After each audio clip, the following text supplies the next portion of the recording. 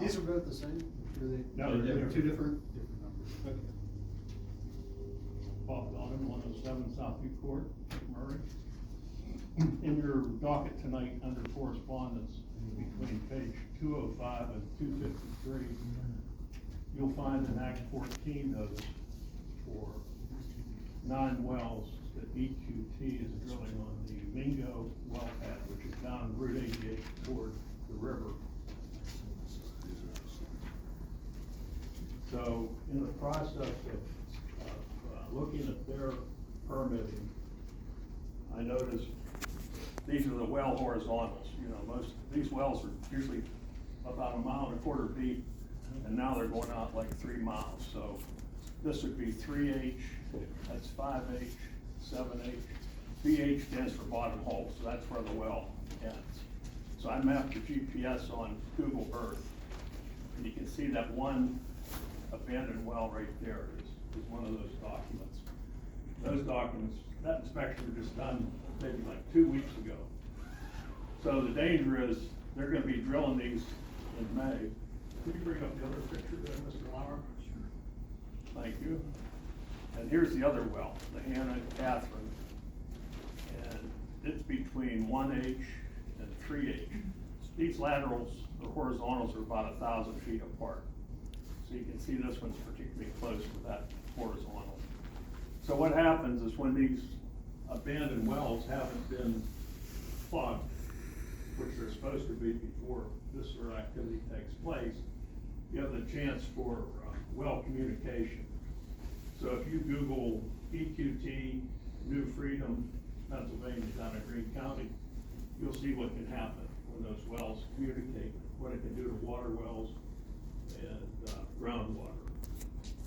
So, by the way, on these Act 14 notices, like in your docket, the cover letter always makes that say it's just like for informational purposes, but in fact, it gives you a chance in bordering townships, a chance to comment on these permits, not just for information only. So I don't know how far along this is. I think the last document from Union Township indicated they'd be drilling these wells beginning May 15th.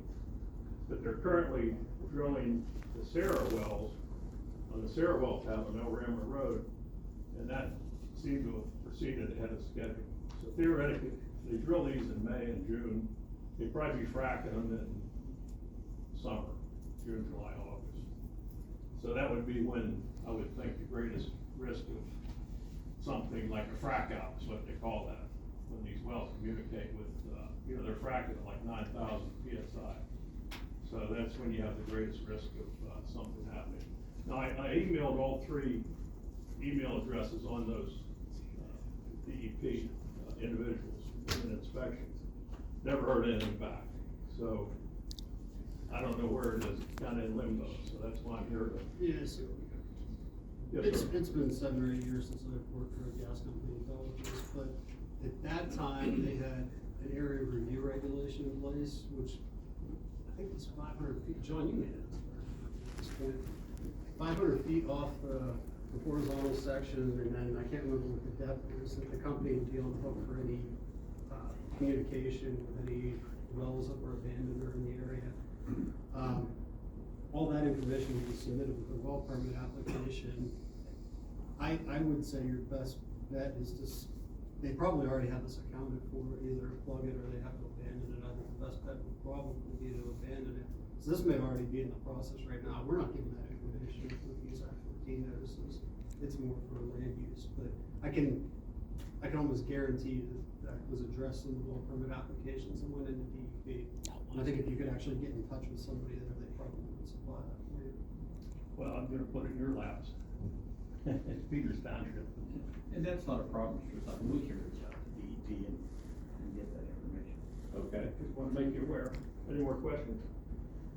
Thank you. Thank you.